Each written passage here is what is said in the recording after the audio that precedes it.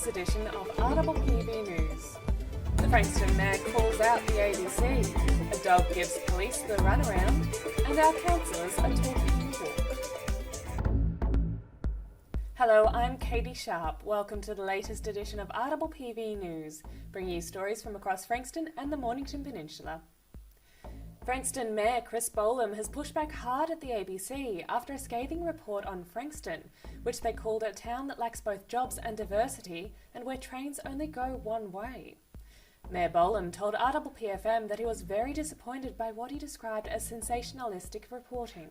It was really disappointing, Brendan. I was, as I said to Tom Elliott last week when he interviewed me, I was of all places, I was at an Islamic mosque in Langwarrin when I got a message saying that this story had gone live. And I thought, isn't that ironic? You know, lack of diversity in Frankston, yet here I am at an Islamic mosque that had brought in over 100 followers at the event I was at. So I was very disappointed. And at no point in their questioning did they ask questions about Frankston's demography and or perceived lack of cultural diversity. So it was very strange. We want to celebrate Frankston. We want to talk about what's great in Frankston. And yes, there have been issues in the past in Frankston, but I think if you look at the growth in the area and the change in the demography and, you know, so many opportunities on the horizon, it just wasn't necessary. You know, there is so much diversity and they clearly hadn't done their homework, the ABC. And I just hope in the future that, you know, journalists of all ilk, you know, do their homework and think twice before disparaging a city. I think there's a lesson for them to learn out of all this. From my end, I've drafted a letter to the Chief of Staff at the ABC, expressing disappointment and hoping that their future stories revolving around Frankston are a bit more positive. I'm not just talking as a mayor. I mean, that's my job to sell the city, but I'm talking to you as a resident that has lived here since the age of 8. And it really grinds my gears when journalists go out on these tangents and really don't do their homework. Further to that story, Frankston has this week been announced as the finalist in the Victorian Top Tourism Town Awards. The awards recognise and reward towns that encourage tourism and increase visitation, that offer an excellent visitor experience and exhibit collaboration with tourism operators, local businesses and the community working together to make their town the best destination it can be. The winner is chosen by public vote, so if you want to make Frankston #1 this year, jump onto the Victorian Tourism Awards website and add your vote before the end of May.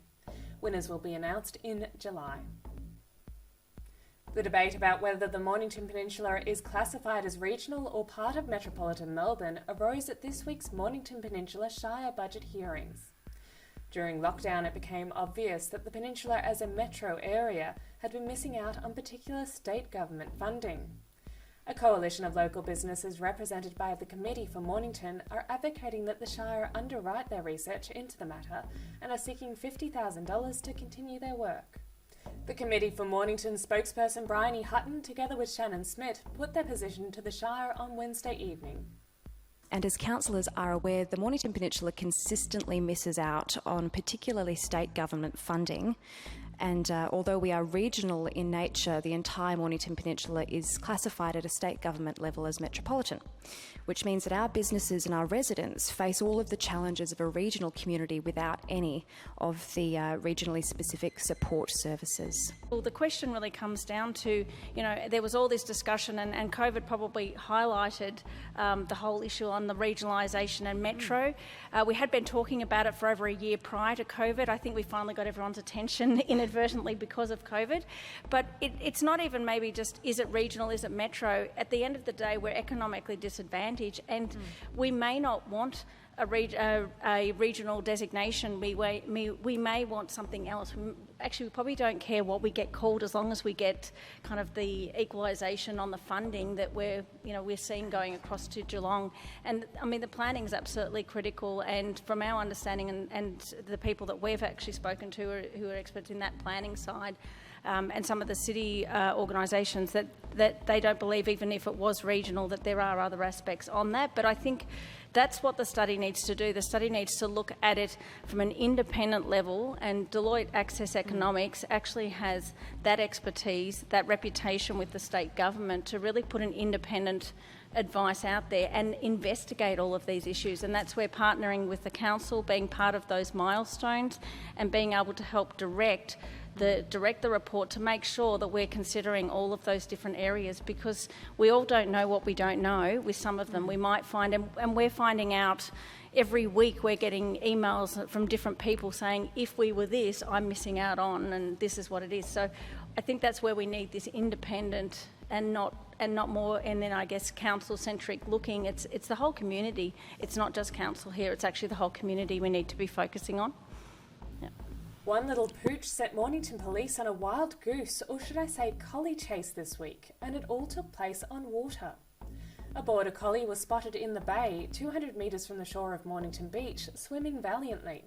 Senior Constable Davies from Mornington commandeered a local fishing boat to try and rescue the dog, but it dodged the officers' attempts to reach him by swimming round and round the rescue boat, always an arm's length away. With the help of another boat, the rescuers formed a pincer movement that guided the seafaring dog back into shore, where it was caught by a very soggy First Constable Perkins. The collie was handed over to a ranger, and as it had all its tags and was microchipped, was soon reunited with a very relieved owner. The first Artists Open Studio Weekend for 2021 is coming up as part of the Peninsula Studio Trail. After a long year of isolation and virtual trails, dozens of local artists will be opening the doors of their private working studios on the weekend of the 29th and 30th of May. These talented artists work in ceramics, painting, textiles, printmaking, photography, sculpture and glass. Come along to meet the artists, admire and maybe take home some works, and learn about classes, workshops and other local events happening on the peninsula. The trail runs from Frankston to Rye, making many stops along the way. For a full list of artists and their location, go to the Peninsula Studio Trail website. And some of our Shire councillors will be pounding the pavement in the name of mental health this month. Mayor Despy O'Connor, Deputy Mayor Sarah Race, Kerry McCafferty and Anthony Marsh are pulling on their hiking shoes to take part in Coast Trek. The team, which is called Talking the Walk, will hike a grueling 60-kilometre route from Cape Shank to Point Nepean in the hope of raising $5,000 for Beyond Blue. Donations can be made through the Coast Trek website. We wish everyone doing the walk the best of luck. May the weather be kind and your feet blister-free. Now we go to Patricia with the coming week's weather report.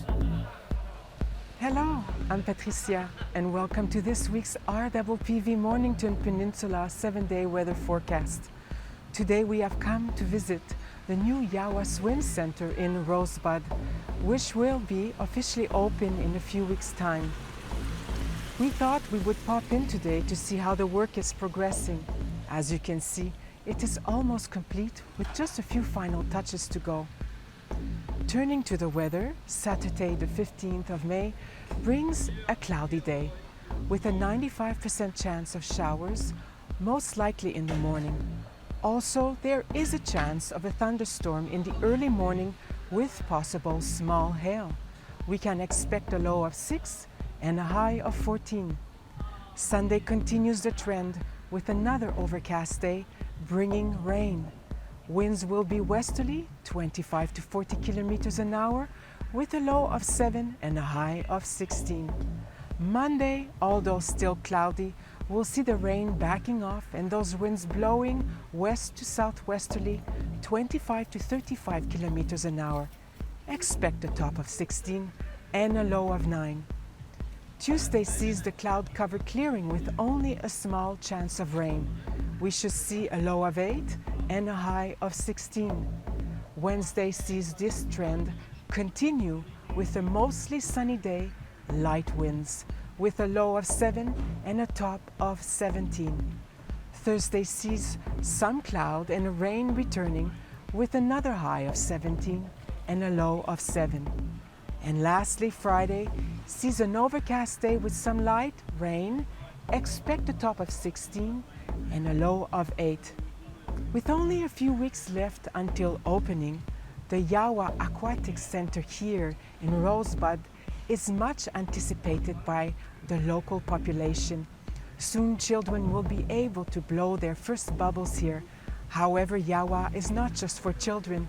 Adults will find Yawa a perfect place to ease their aches and pains, a place to share coffee, a place to touch our toes, a place to raise our heart rate, and a place to calm it down. Yawa is going to be a place for everyone. Until next time, take good care. And on to our surfing guru, Muzz, with the Surf Report. Hi guys, Muzz here with this week's Mornington Peninsula Surf Report. Looks like it's just a repeat of the last couple of weeks. Tomorrow, which will be Friday, the swell is going to push up quite substantially. The first 3/4 of the day it should be offshore west, northwest, and slowly turning around to the southwest. Swell's going to be very solid on Saturday yet again, but I think by the looks of the weather pattern, it's more likely the wind's going to be a southwesterly, even maybe around to a southerly again, just like earlier this week. But then through the week, after that, Sunday, Monday, Tuesday, it's going to be fairly average weather. There's going to be a fairly solid swell, and the winds are going to sort of be more in that west to northwest quarter. So there should be waves. More than likely, looking at it, it will be in Western Port or on the reef somewhere. It won't be on the beaches, but it is the time of year for that. Water's getting cold. Get in and get wetsuits and booties, because there is a shortage this year, guys, I hate to tell you. So if you leave your run too long, you may not get anything. So enjoy. You will get waves. Water's getting icy, wind's getting cold, winter's only a couple of weeks off. So I'll see you next week. And that's all from our team here at RPPV News, serving the community with stories that matter to you. Keep watching and do tell your friends. Bring you the news from coast to coast across Frankston and the Mornington Peninsula. I'm Catie Sharp. See you for the next edition.